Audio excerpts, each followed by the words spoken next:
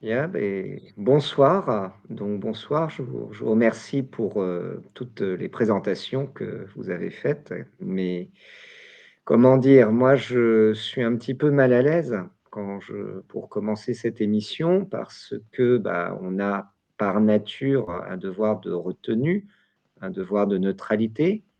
On a pour objectif de ne pas analyser les événements trop à chaud. Surtout quand les événements peuvent nous toucher, peuvent nous faire mal, peuvent bousculer nos convictions. Et là, on est quand même confronté à des événements, à un résultat qui nous amène à nous poser des questions en tant qu'être de chair et de sang, en tant qu'être humain. Des questions quant à la pérennité de la civilisation, des questions quant au maintien de la dignité humaine, des questions également quant à notre capacité à continuer en tant que communauté à bâtir un avenir meilleur, ce auquel nous aspirons tous. Et là, honnêtement, le score des LA Dodgers contre les New York Yankees, qui gagnent en étant menés 5-0 dans le premier temps, c'est purement dégueulasse. Et donc, je suis absolument effondré. De quoi voulez qu'on parle sinon ce soir? Je pense que on va se baser sur notre plan de base, c'est-à-dire notion USA, empire à État, prospective, géopolitique des USA, les USA sans guerre, Ok. est-ce possible? La situation actuelle, pour faire simple. Ok, tout ça, donc, bon, là-dessus, je peux en parler plus facilement, parce que je l'ai moins en travers de la gorge que les New York Yankees. Alors, qu'est-ce qu'on peut dire? En fait, globalement, les États-Unis, pour schématiser très rapidement leur histoire, ont 4 périodes. Et à chaque période, ça correspond à un petit peu leur vision d'eux-mêmes et la vision qu'ils ont apportée du monde. La première période, ça va en fait de Washington, la déclaration d'indépendance 1776, jusqu'à l'élection du président Andrew Jackson, à la fin du premier tiers du 19e siècle. Et en fait, cette période, c'est la période des 13 colonies, c'est-à-dire d'une société d'aristocrates, isolationnistes, WASP, qui cherchent à ne pas se mêler des affaires du monde. Il y a le premier tournant dans l'histoire américaine, ça va aller en fait de la présidente Andrew Jackson, qui est d'ailleurs le modèle absolu de Trump en politique, et c'est l'ironie, le fondateur du Parti démocrate, jusqu'à la guerre de sécession, c'est-à-dire 1861-65. Dans cette période de 30 années, on va avoir des États-Unis qui, désormais, c'est l'Ouest, c'est-à-dire une nouvelle Amérique qui va chercher plutôt la conquête de terres à l'intérieur du continent américain. Et là, c'est une Amérique qui va se présenter comme anti-impérialiste, aventureuse, puisque les rivaux vont être les puissances impérialistes françaises, espagnoles ou britanniques.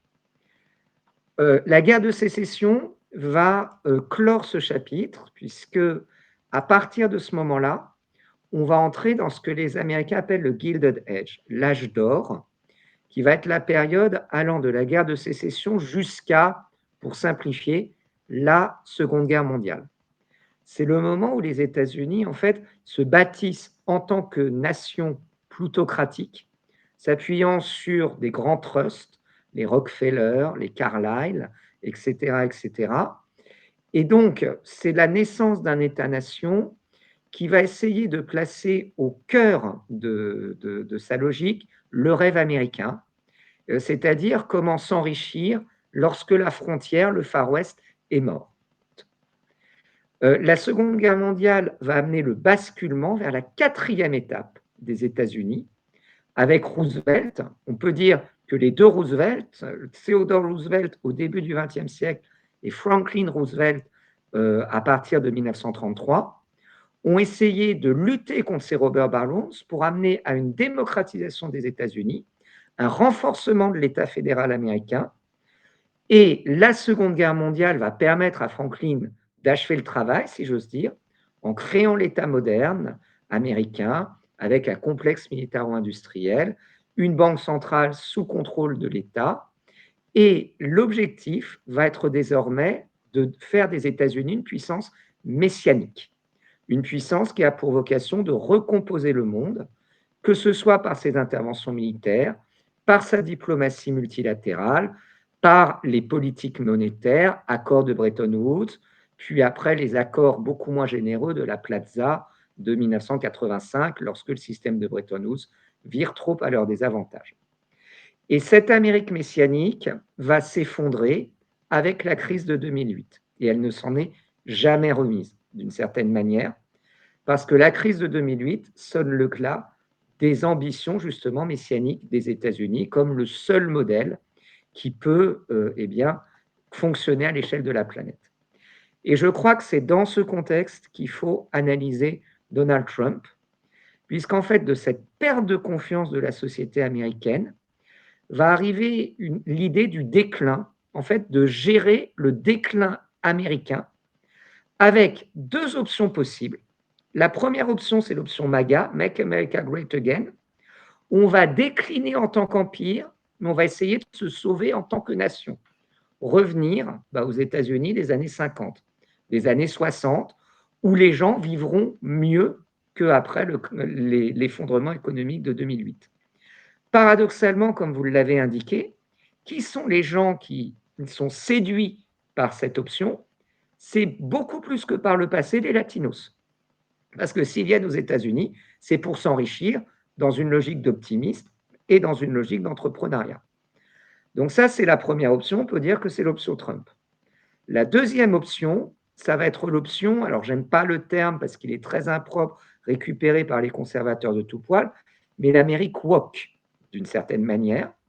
C'est-à-dire de se dire, l'empire américain n'est plus possible sur nos forces propres, mais nous pouvons le faire en créant une sorte de globalistan occidental qui intégrera nos fidèles alliés, vassaux, on ne sait pas trop, ça dépend de l'humeur du moment, européen, ainsi que des partenaires privilégiés en Asie, notamment pour faire le containment de la Chine, que ce soit le Japon, avec la base militaire américaine d'Okinawa, les Philippines, etc., etc. La Corée du Sud, bien évidemment. Donc ça, c'est l'autre option, et on peut dire que c'est l'option plus ou moins démocrate.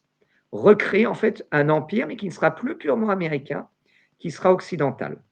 Et on aura un nouveau messianisme qui ne sera pas le messianisme du rêve américain tel que l'imaginait Roosevelt, qui disait que les États-Unis sont la main de Dieu pour amener le monde à la paix et au bonheur et à la productivité, mais ça sera en fait un messianisme qui sera un messianisme trans d'une certaine manière. Alors, pas trans uniquement au niveau de transsexuel, mais un messianisme de la société ouverte. Le terme serait plus propre, c'est-à-dire un messianisme qui va chercher à remettre en cause toutes les formes traditionnelles de culture, toutes les fermetures, tous les freins possibles, qu'ils soient religieux, sociaux ou culturels vis-à-vis des individus, pour pouvoir créer une société libre, une société ouverte. Ça, c'était le projet de Kamala Harris. Globalement, il y a quelque chose qui est très paradoxal. On voit que les Américains se sont prononcés massivement contre ce projet, qui ne séduit que les gens des métropoles, les gens connectés justement à cet Occident globalisé, ce que le penseur américain Benjamin Barber appelait déjà dans les années 90 le Macworld, mais que d'un autre côté, le reste du monde est déçu parce que ce qu'ils attendent, alors quand on parle du reste du monde, on parle du reste des alliés américains, notamment l'Europe, ils attendaient des Américains qu'ils continuassent à emprunter cette voie du Macworld, dont on peut dire qu'à l'heure actuelle, l'Europe est un petit peu la citadelle avancée, ce qui n'est pas le moindre des paradoxes. Voilà. C'est un petit peu comme ça qu'on pourrait placer Trump dans la longue histoire américaine. Et c'est pour ça qu'on voit le lien avec Jackson. Pourquoi? Pour plusieurs raisons. D'abord, Jackson, c'est un homme nouveau. On dit souvent que Jackson était comme Washington, puisque c'est un militaire qui a vaincu les Anglais au siège de Louisiane à la fin de la guerre de 1812 et qui après a vaincu les Indiens. Mais il y a une différence, c'est que Washington, quand il parlait, tout le monde le respectait parce qu'il avait ce port aristocratique, très européen. Il en imposait.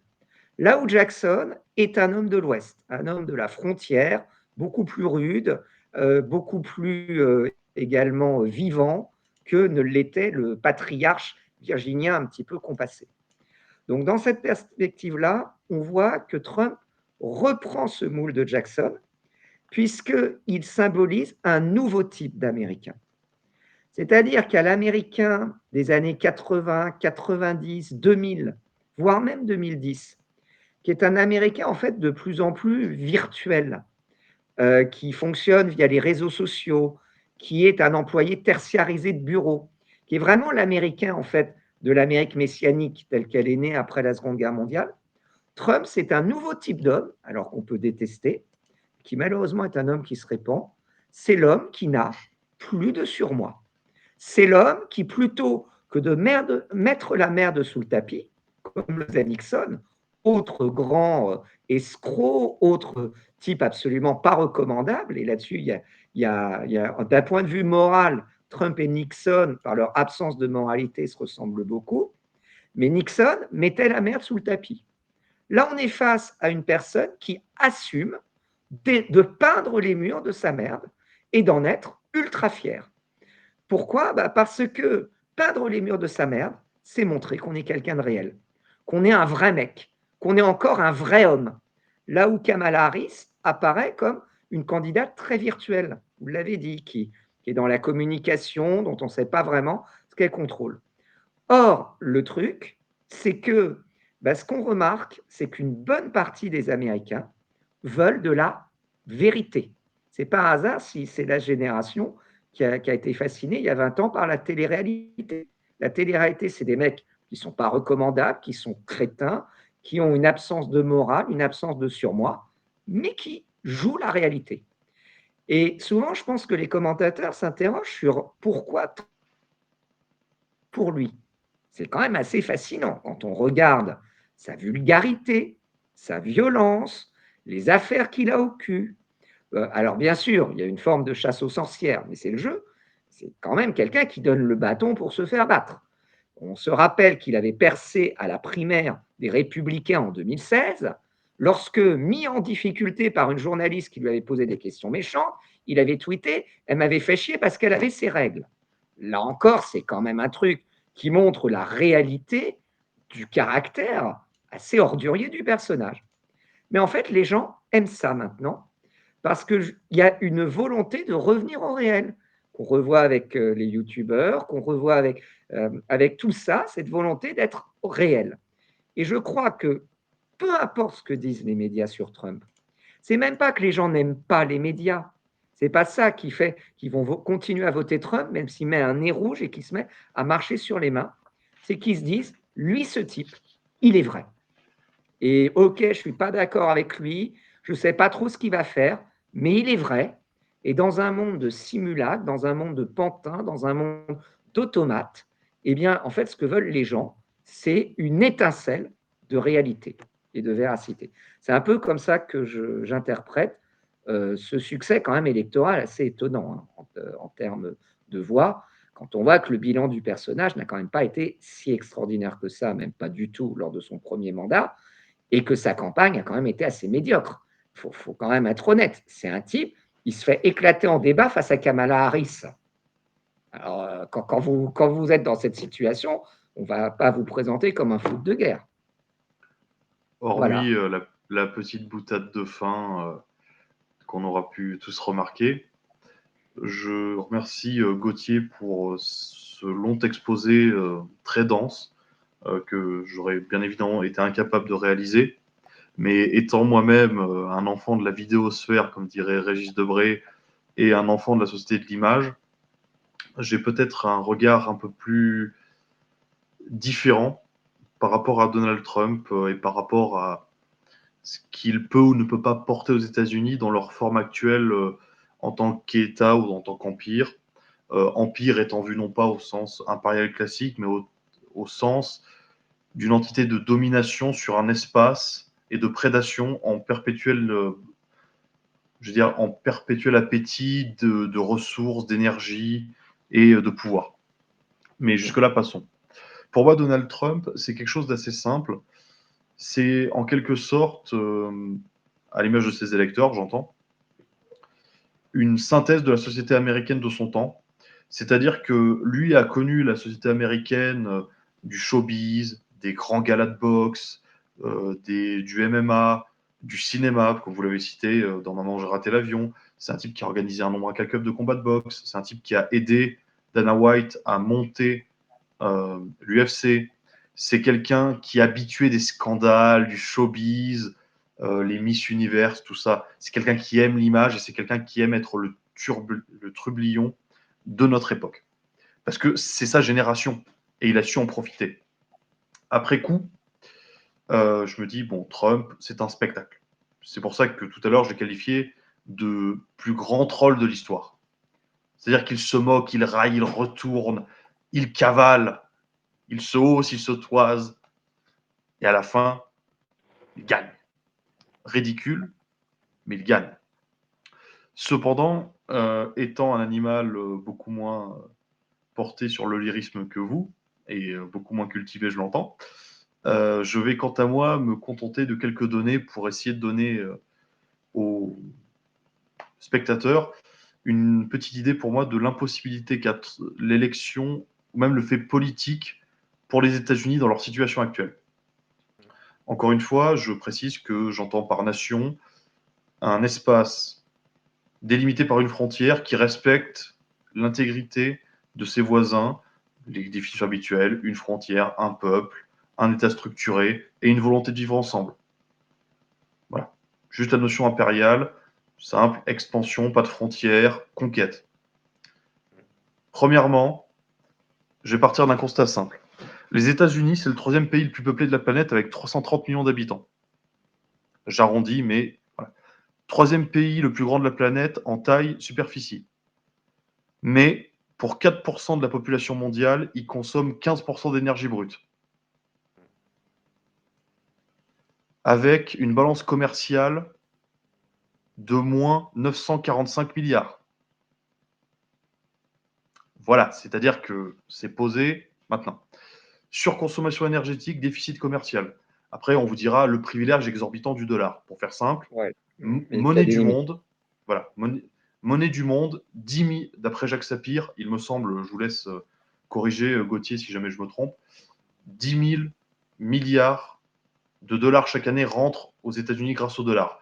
Ils ne sont pas répartis de manière équitable en fonction des strates ou des populations, Ouais. mais L'économiste Barry Eichengreen dit que 10% du PIB des États-Unis correspond au voilà. statut de monnaie mondiale du dollar. Donc, Voilà. Le problème étant, c'est que même avec on tue beaucoup de gens pour moins que ça dans le monde actuel. voilà, on tue beaucoup de gens pour moins que ça. En particulier des blondines excitées sur une tribune. Mais passons. Le problème étant, c'est que surconsommation d'énergie, population qui représente 3 à 4% de la population mondiale, 15% de consommation énergétique sur 3% du territoire, sur le troisième territoire le plus grand mondial. D'accord. C'est un fait. Problème simple, les États-Unis, d'un point de vue financier, en 2008, c'était dans les 500 plus grandes FTN, c'était 42% des 500 plus grosses FTN. En 2019, c'est 24% des 500 plus grandes FTN.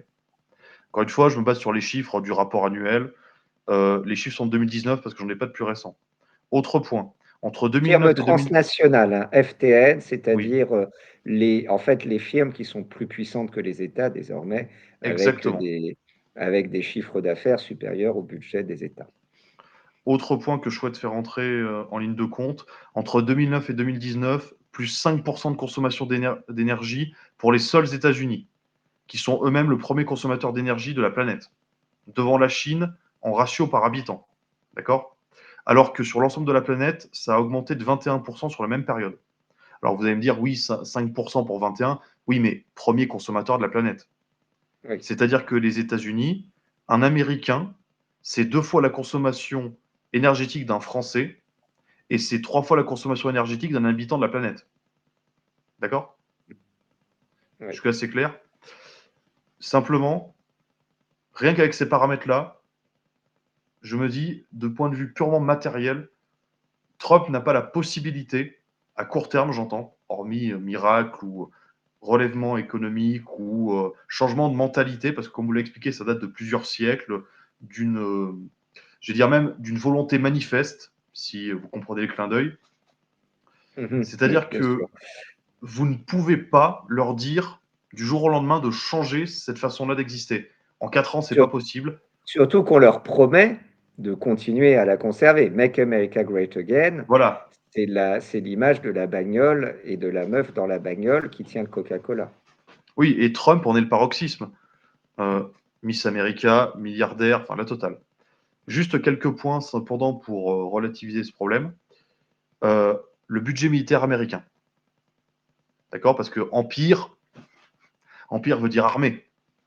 Et comme on le sait, les États-Unis, sur toute leur existence, je crois, ils ont passé plus maintenant que Trump a été élu, parce qu'il n'y a pas eu de guerre sous son mandat.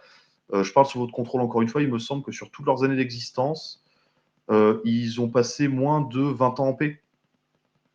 Avec un paradoxe, c'est qu'ils n'ont, hormis la guerre de sécession, 61-65 du 19e siècle, jamais connu la guerre chez eux. Donc la guerre est très virtuelle pour eux. Voilà. Faut jamais oublier que pour les Américains, la plus grande catastrophe de l'histoire du XXe siècle, c'est 1929, et que la deuxième plus grande catastrophe, c'est 2008. Et on peut dire la troisième, 1907. Les trois grandes crises économiques américaines, pour eux, le destin de leur pays n'est pas rythmé par la guerre comme en Europe, mais par les crises économiques. C'est Et elles qui font les tournants. dernier point en rapport à ça, budget militaire, je vais vous le faire très simple. Le budget social de la France, d'accord, c'est 949 milliards d'euros. D'accord? Actuellement. Les États-Unis, c'est 825 milliards d'euros de budget militaire. Et pour vous donner un ordre d'idée, vous prenez le classement des armements en valeur. Les États-Unis, d'accord, ont un budget militaire supérieur aux 10 pays suivants cumulés. D'accord? Ça, c'est un Dont grand 8, classique oui, des anglo-saxons, puisque les Anglais, au les début du Anglais, oui. XXe siècle, voulaient que leur flotte de guerre soit toujours égale aux 3 flottes de guerre suivantes cumulées. D'où la C'est un notion de petit côté leadership. contrôle fric des Oui, anglo-saxons. On sent qu'ils sont pas sûrs d'eux vous avez et qu'ils le. veulent. C'est le genre de mecs qui mettent 2 préservatifs pour être sûr que si le premier craque, tout va bien se passer. C'est un peu ça, nos amis les anglo-saxons. Mais pour faire simple, la notion de leadership, comme vous l'avez expliqué, c'est je suis le chef et je peux écraser les 3 derrière moi. Là, c'est encore pire. C'est-à-dire que les 10 derrière eux n'ont pas leur budget militaire. Après, ils ont les problèmes de surpoids, d'équipements incohérents, tout ce que vous voulez, mais Oui. passons. Et le problème du complexe militaro-industriel porté par Eisenhower, qui est un fait avec le problème du Pentagone.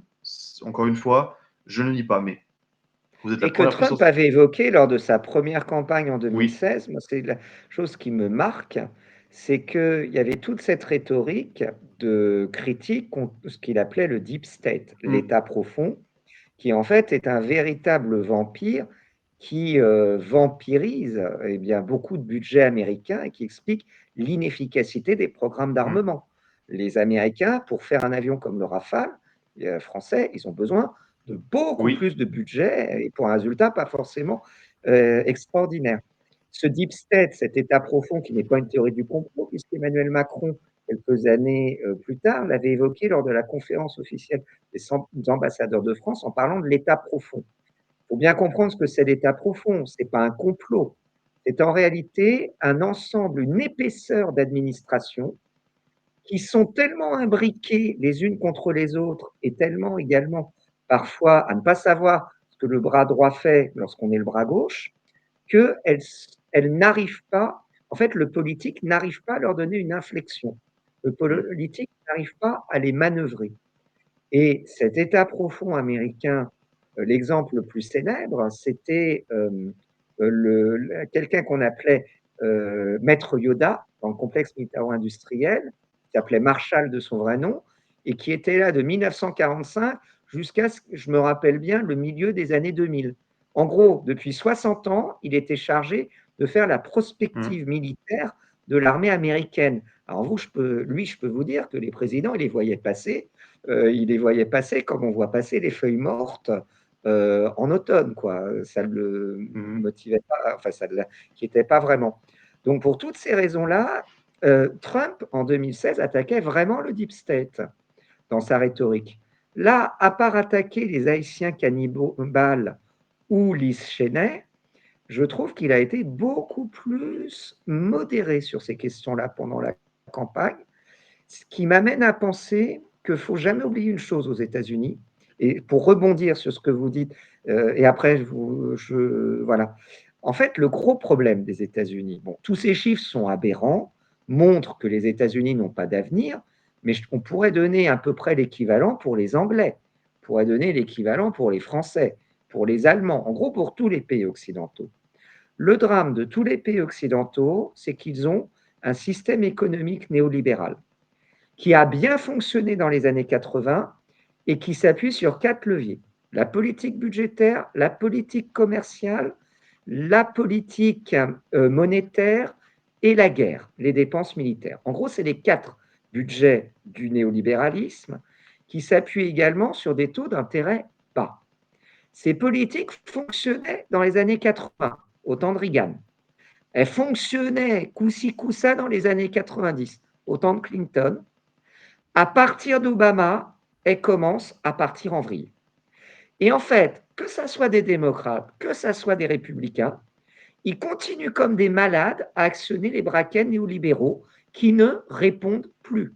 Parce qu'on a changé d'air, on est entré dans une ère notamment de la rareté énergétique. Et bien dans ce cas-là, vous pouvez jouer le braquet de la monnaie gratuite, du déficit commercial, ça ne change rien. Et là-dessus, Trump a été remarquablement dans la continuité avec Obama, qui lui-même l'avait été dans celle de Bush et dans celle des Clinton. On voit qu'ils n'ont pas de système économique alternatif. Ils ont des rustines, ils ont la vieille idée de dire on va mettre Elon Musk et de la technologie, on va faire l'intelligence artificielle, et grâce à ça, on va repartir comme en 40 en augmentant la productivité. Mais l'intelligence artificielle, ça va entraîner l'effondrement de beaucoup de salaires bien payés aux États-Unis. Donc globalement, l'ensemble de l'Occident est dans une impasse néolibérale. Et là-dessus, Trump, avec sa grande gueule, ne pourra rien changer. Ce qu'il faut, c'est une remise en cause du système capitaliste tel qu'il fonctionne, remettre en cause le néolibéralisme, ce que font d'une certaine manière à tâtons les Russes et les Chinois, mais eux, avec une économie un peu plus étatisée, une économie un peu plus de la rareté, mais en plus, dans le cas de la Russie, ils ont l'avantage d'être sur une montagne de ressources et d'avoir une population bien moindre, avec un niveau de vie également bien plus médiocre. Mais donc, c'est ça la question qui se pose. Parce que le vrai enjeu, c'est de savoir si le capitalisme peut survivre au XXIe siècle, à l'épuisement des ressources. Et là-dessus, Trump, en réalité, derrière tout le débat Trump-Harris, c'est du cosmétique. Harris va donner plus de subventions aux entrepreneurs noirs. Bon, ok, au nom du woke. Ça change. En fait, c'est du cosmétique. De même, la question de la politique étrangère. La politique étrangère, c'est le chercheur Perry Anderson britannique qui le montre. En fait, les républicains et les démocrates, c'est blanc bonnet, bonnet noir sur la question de l'Empire. Prenons le Moyen-Orient. Bon, les républicains et Trump, ils sont plutôt les chums de l'Arabie saoudite. Là où les démocrates, c'est plus les frères musulmans. OK. Dans les deux cas, c'est des groupes islamiques, c'est des islamistes. Donc on voit qu'à ce niveau-là, encore, la différence est assez moindre. Sur la question de la Russie, bon, c'est vrai que Trump, là, semble avoir une special relationships, désolé Tony Blair, avec Poutine, spécial Neneziazo, et Taochin Kanasho. Mais de toute façon, faut bien comprendre que la question de l'Ukraine est une question qui est déjà perdue pour les Occidentaux. Depuis les premiers jours de la guerre, en réalité, où ils se sont laissés surprendre. Donc là, ce que va faire Trump, il va peut-être essayer de limiter les dégâts, de terminer ça plus vite, mais globalement, on voit qu'en politique étrangère, il a très peu de marge de manœuvre, à mon avis, et que sa politique ne serait pas fondamentalement différente de celle, j'ose pas dire de Kamala Harris, parce que Kamala Harris, je ne pense pas qu'elle sait où est l'Ukraine sur une carte, Il faut bien savoir qu'à la manœuvre de l'Ukraine, vous aviez les néoconservateurs avec Victoria Nuland, qui était ambassadrice à Kiev en 2014 au moment de Maïdan. Et d'ailleurs, cette Victoria Nuland, puisque c'est peut-être la question centrale à ce niveau-là, les démocrates, vis-à-vis de l'Union européenne, ils nous utilisent, ils nous baisent et ils nous tègent. Trump, je pense, n'a même pas envie de baiser l'Union européenne. Donc, rappelez-vous, en 2014, quand il y avait eu l'affaire de Maïdan et que le président de l'Ukraine de l'époque discutait avec Victoria Nuland, et à un moment, donc l'ambassadrice américaine, à un moment, le président de l'Ukraine dit il faut peut-être demander quand même l'avis des Européens parce qu'ils comptent peut-être. Et là, des hackers russes qui avaient chopé la conversation diffusent ça. Ça prouve que c'est des fils de pute sur la toile. Victoria Nuland répond fuck the Europeans, they are nothing. Ça, c'est ce que pensent les démocrates. Ils font semblant de ne pas le dire en public. Bon, bah, Trump, à mon avis, ne fera pas semblant de ne pas le dire en public. Il va tout simplement ghoster tous les Européens et dealer en bilatéral. Parce que c'est ça, en réalité, le seul moment, à mon avis, la chose qui peut vraiment changer avec Trump, c'est que traditionnellement, l'Empire messianique, donc depuis 1945, faisait semblant d'avoir une approche multilatérale pour mieux niquer les gens. Parce qu'on ne fait pas du multilatéral avec une puissance aussi importante que les États-Unis. C'est pas vrai. Comment dire, la fourmi, elle va pas négocier avec la botte qui va l'écraser. Le pot de terre, il va pas regarder le pot de fer en disant je te nique. C'est pas possible, ça fonctionne pas comme ça. Trump, lui, il n'a pas de temps à perdre avec le multilatéral. C'est un homme pressé, c'est un entrepreneur. Il va faire du bilatéral. Et le bilatéral, c'est faire un pont de négociation avec les Russes, un pont de négociation avec la Chine. Il faut remarquer que dans les deux cas, ces ponts enjambent l'Union européenne. J'adore la manière que vous avez de le feutré qui vous permet de péter sur la toile cirée tout en passant pour un homme distingué. J'en suis pas capable et je Écoutez, m'incline. c'est quelque chose. C'est mon côté Washington, peut-être. Mais c'est ce qui est assez intéressant, c'est que ce qui est assez intéressant, c'est qu'on aboutit aux mêmes conclusions par des biais différents. Moi, un biais très quantifié, très mathématique, et vous, par un aspect plus doctrinal et plus, c'est pas péjoratif dans la bouche, plus littéraire et plus intellectualisé. Mais je Je crois terminerai que juste. c'est comme à la fin de Casablanca. It's the beginning of a beautiful friendship. Mais pour terminer, en fait, je vous ai déballé toutes ces données sur les États-Unis, mais je vais terminer par le Et je vous point remercie parce que moi, j'aurais pas eu la patience de les chercher, je vous le dis franchement. qui, Je pour suis un moi, branleur. est le point d'orgue en fait de l'américanité, c'est-à-dire que tout le monde ici présent, même notre cher animateur à la régie, peut valider le fait que les États-Unis en 1950, c'est plus de 50% de la production industrielle mondiale. Et les deux Jusque-là, tiers tout des le monde est stocks d'accord. d'or, si je me rappelle bien. 2 tiers des stocks d'or et j'en passe et des meilleurs. Le problème, c'est qu'aujourd'hui, je vous dis, j'ai les chiffres de l'année dernière, 2023. Donc, pour rire, la Chine, 28% de l'industrie mondiale. Les USA, 16,6%. La Et nous. France, 1,9%. Alors, voilà. Et l'Allemagne, 6%. Et pour préciser, il y a un autre aspect qui est un peu plus problématique, c'est que vous avez la production industrielle, l'industrie, c'est un fait, mais vous avez aussi quelque chose qui s'appelle des machines-outils, qui sont des outils de production industrielle de matériaux complexes. Enfin bref, je vous laisserai aller voir sur Wikipédia, ils l'expliqueront beaucoup mieux que moi, dans le procédé industriel. Et là, en fait, j'ai trouvé le dernier classement qui datait de 2014. Alors, le premier producteur mondial est la Chine pour une valeur de 12 milliards. Le deuxième producteur mondial est le Japon pour une valeur de 10 milliards. Le troisième producteur mondial est l'Allemagne pour une valeur de 10 milliards. Le quatrième producteur mondial est l'Italie pour une valeur de 4,3 milliards. Le sixième producteur mondial sont les États-Unis pour 3 milliards 600 millions. Le problème étant, encore une fois, c'est que de par tout ce que j'ai voulu démontrer avec ces chiffres, comme vous l'avez démontré par un raisonnement construit, intellectualisé et doctrinal, je vous en remercie parce que ça se complète parfaitement. Bah oui. Moi, C'est pour ça qu'on j'affirme est ensemble. voilà, j'affirmerai, non pas que les États-Unis ne peuvent pas s'en sortir, mais qu'il est difficilement concevable pour les États-Unis de se libérer de leur ouverture au monde. Parce qu'aujourd'hui, il faut le dire, par ratio habitant, la France produit plus d'ingénieurs que les États-Unis.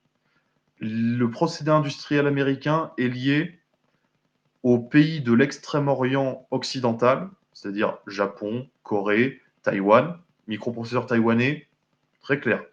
L'Europe de l'Ouest, et encore une fois, je le dirai, je le répéterai jusqu'à ma mort, quand vous êtes ouvert à ce point-là à l'économie mondiale, quand vous êtes déficitaire à ce point-là et quand vous êtes un aussi gros consommateur énergétique, vous ne pouvez pas changer comme ça du jour au lendemain sans repenser toute votre structure intellectuelle, industrielle et j'en passe. Je ne sais pas si Trump va réussir, mais juste à ce titre-là, les États-Unis sont actuellement ce qu'on pourrait qualifier ce que je qualifierais pas d'empire, mais d'un pays ouvert, trop ouvert pour son bien, alors que d'autres pays comme la Corée du Nord sont des pays trop fermés pour leur bien. Encore une fois, pour donner un comparatif. Mais je dirais simplement qu'un peu de protectionnisme ne peut pas leur faire de mal dans certains cas et qu'il ferait mieux de se recentrer sur leurs affaires parce que, encore une fois, c'était le slogan qu'avait utilisé Robert Kennedy et qu'avait repris Tent, c'était Make Healthy America Great Again. Les polluants, les perturbateurs endocriniens, le plastique, les infrastructures, les canalisations qui prennent feu à cause du gaz de schiste, les canalisations en cuivre qui datent de la guerre de sécession, toutes ces choses-là. Je crois que c'était 75% des Américains étaient obèses, si ma mémoire est bonne.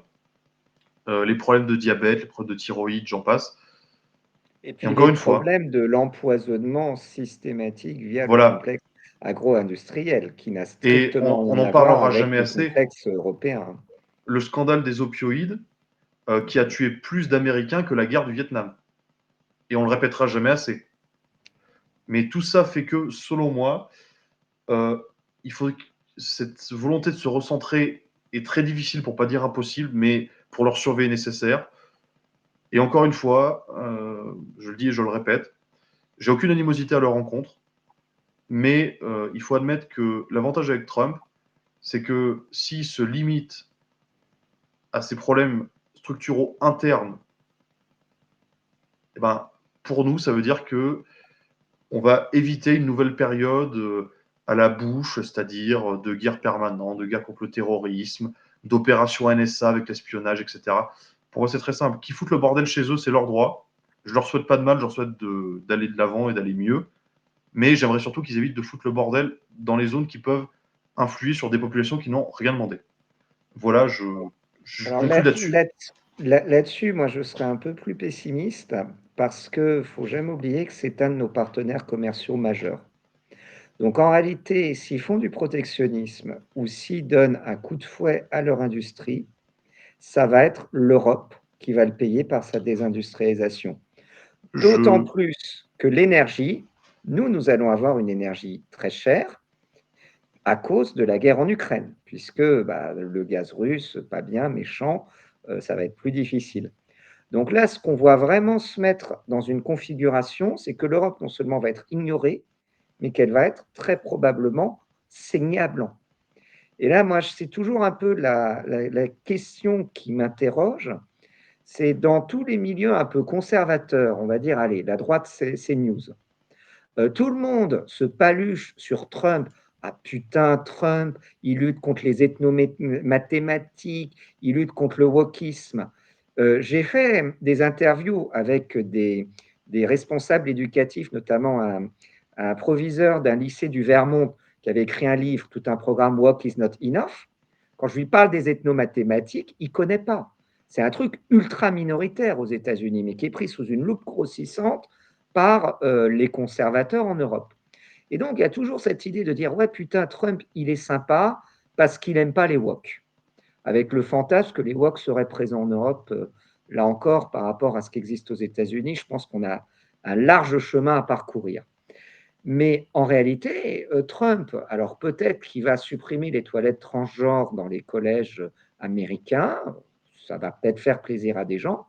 Je ne crois pas que ça va changer grand-chose aux conditions de vie des Européens. Par contre, la politique économique américaine va être absolument catastrophique pour notre continent. Et par rapport à la question de l'Ukraine, on voit quand même que l'un des objectifs de la guerre en Ukraine, peut-être pas avoué, était de renchérir le coût de l'énergie pour l'Allemagne. Puisque, bah, du fait de la guerre, les Allemands ne peuvent plus se fournir en énergie aussi bon marché qu'ils l'auraient fait. On se rappelle que c'était exactement ce que les Américains avaient fait dans les années 70. Quand l'URSS avait tenté de trouver sa porte de sortie pour éviter l'effondrement économique, en vendant de l'énergie à l'Europe.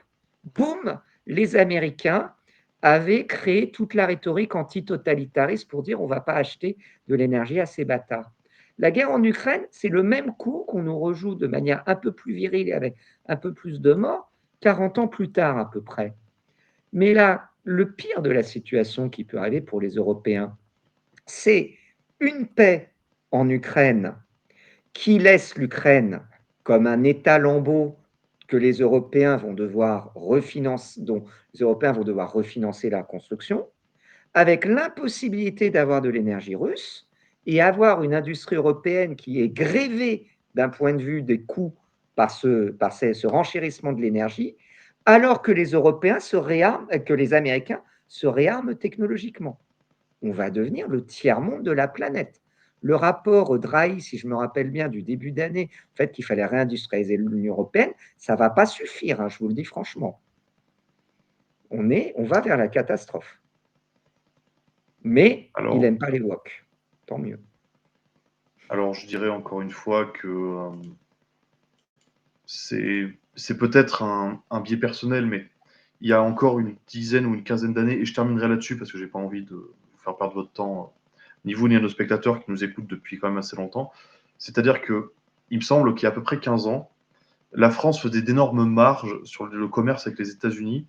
Le problème, c'est qu'il me semble, mais c'est à vérifier, encore une fois, il me semble que depuis à peu près 5 ans, on est en déficit commercial et qui plus est, nous avons, je vais pas dire un problème avec notre rapport aux Américains, mais des choses très simples, par exemple. C'est-à-dire que, comme vous l'avez très bien dit, on a des représentations des États-Unis et les Américains ont des représentations de nous qui, tant dans nos classes intellectuelles et dirigeantes, est faussée que par rapport aux classes populaires. Parce que qu'est-ce que j'ai pas entendu durant les élections américaines du Trump est un débile, Trump est un nazi, Trump est un raciste, ou que Kamala était la Sexy, meilleure danse. Voilà, c'est ça, enfin, de ce genre de bêtises. intelligente, Voilà. Alors que non, enfin, je ne remettrai pas en cause ses capacités cognitives, mais pour être honnête, je n'arrive pas. Sont différentes. Nous ne sommes Voilà, ils pas sont à même de différents, juger. mais il faut quand Non, même non, avouer une chose. Kamala a des capacités cognitives différentes. Oui. Et moi, j'aime la diversité et la différence. D'accord. Je la Je respecte. ne répondrai pas à ça, mais pour être tout à fait exhaustif et pour conclure, selon moi, en fait, c'est à la fois un problème de compréhension et deuxièmement, un problème de domestication qu'on a nous-mêmes par rapport aux États-Unis, mais que les États-Unis ont eux-mêmes par rapport à cette espèce de sentiment qu'ils ont par rapport au reste du monde. Et je dirais, pour provoquer un peu et pour faire référence à notre compagnon bruxellois commun, que la France et les États-Unis sont des polarisations opposées dans leurs problèmes. Voilà. Ceux qui voudront comprendre, comprendront. Et pour les autres, je vous souhaite une très bonne soirée. Très bonne soirée. Merci beaucoup, Bastien. Merci Et à la merci régie. beaucoup à la régie. Mesdames et Pour... messieurs, on vous remercie d'avoir regardé cette émission. On vous demande de mettre des pouces bleus, des commentaires et de mettre plein de messages réconfortants pour notre cher régisseur qui s'épuise à la tâche tous les jours. Messieurs, dames, bonne soirée.